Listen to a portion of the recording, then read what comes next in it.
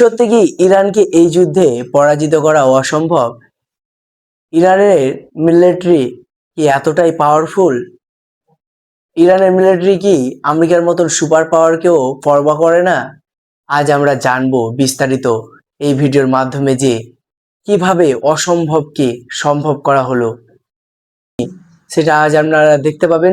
আপনারা আমার সঙ্গে শেষ পর্যন্ত থাকবেন আশা করি, এবং সম্পূর্ণটা দেখবেন, খুবই ইন্টারেস্টিং ব্যাপার থাকবে। চলো তবে শুরু করা যাক। ইরান ইসরায়েল যুদ্ধ। ইরান ইসরায়েল যুদ্ধে মূলত ইন্টারফেয়ার করে আমেরিকা। আমেরিকা ইন্টারফেয়ার করার পর থেকে এই যুদ্ধের পরিণতি কিন্তু আরো ভয়াবহ হতে শুরু করে। কারণ যখন ইসরায়েলিরা ফিলিস্তিনিদের ওপর আক্রমণ চালায়, মানবাধিকারকে ধিক্কার জানায়।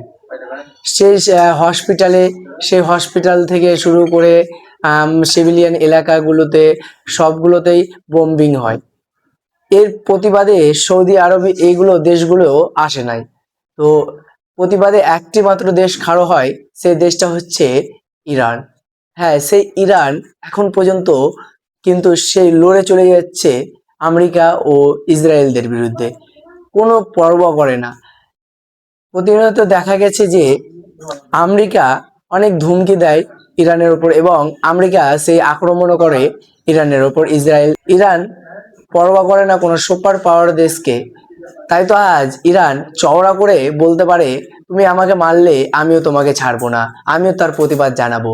ইরানের ওপর আক্রমণ করা হলে ইরানও পাল্টা তার হাইপারসোনিক মিসাইল, ক্রুজ মিসাইল দ্বারা প্রতিনিয়ত আঘাত করে চলে ইসরায়েল ও আমেরিকার সৈন্য বেসগুলো রয়েছে কাতার, তারপরে ওমান, তারপরে রয়েছে সৌদি আরব, এবং বিভিন্ন বিভিন্ন জায়গায় রয়েছে তার সৈন্যবেশ।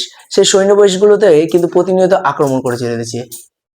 ইতিমধ্যে দেখা গেছে যে আমেরিকার দুটি ফাইটার জেট ইরান একদম তছনছ করে দিয়েছে, যেটা ইরানের উপর বোম্বিং করতে এসেছিল। মজার বিষয় হচ্ছে, ইরানের উপর বোম্বিং করতে এসে যেই ফাইটার জেটের কথা বলা হয়েছিল যে ডবল ইঞ্জিন, যেটা কখনো রাডারে আসার কথাই না, এবং সেটাকে রাডারে এলেও ধরা খুব মুশকিল, সেটাকে ইরান কিন্তু অসম্ভবকে সম্ভব করে দেখাচ্ছে, এবং সেই ফাইটার জেট দুটোকে একদম নিস্তুনাবুদ করে দিয়েছে। তার মধ্যে একটা ফাইটার জেট ইরানের ভূপৃষ্ঠে এসে ভূপাতিত হয়। সেই ফাইটার জেট থেকে আমেরিকার সৈন্য মাটিতে নেমে এলে ইরানের তরফ থেকে ঘোষণা হয় যে সেই সৈন্যকে আমাদের হাতে তুলে দিতে পারলে তাকে পুরস্কৃত করা হবে। যখন এই পাইলটটিকে আমেরিকার তরফ থেকে খুঁজতে আসা হয়, তখন একটি জাহাজ তথা দুটো অ্যাপাচি হেলিকপ্টার নিয়ে, যুদ্ধ বিমান নিয়ে খুঁজতে আসা হয়, কিন্তু ইরান এই দুটোকেও ছাড়েনি। হ্যাঁ, ইরান বলেছিল না যে তুমি একটি ঢিল মারলে ভাই আমিও মারবো, আমিও ছাড়বো না, আমিও শেষ পর্যন্ত দেখে দেব। তারপরে একের পর এক ইরান কিন্তু পাল্টা যুদ্ধ প্রস্তাব দিচ্ছে। ইরান একদিকে যখন হরমুজ প্রণালী নিয়ে একটা বড় হরমুজ প্রণালী বন্ধ করলে পৃথিবীর যে তেল সরবরাহটা রয়েছে, পৃথিবীর যে তেল সরবরাহ প্রায় হরমুজ প্রণালী থেকে 20% আসে। 20% তেল কিন্তু এই পৃথিবীর হরমুজ প্রণালী থেকে কিন্তু যায়। তো এই হরমুজ প্রণালীটিকে বন্ধ করে দেওয়া হয় ইরানের দেওয়া বন্ধ করে দিলে সারা বিশ্বের তেলের সংকট, মানে দাম বাড়তে থাকে, হাই উচ্চ লেভেলে চলে যায়।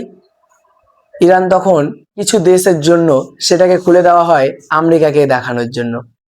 ইরান, ভারত তথা ফ্রান্স, যেগুলো আমেরিকাকে সাপোর্ট করেনি, তাদের জন্য খুলে দেওয়া হয়। ইরান ইতিমধ্যে দেখা গেছে যে ইরাকের জন্য একদম খুলে দিয়েছে সেই হরমুজ প্রণালী।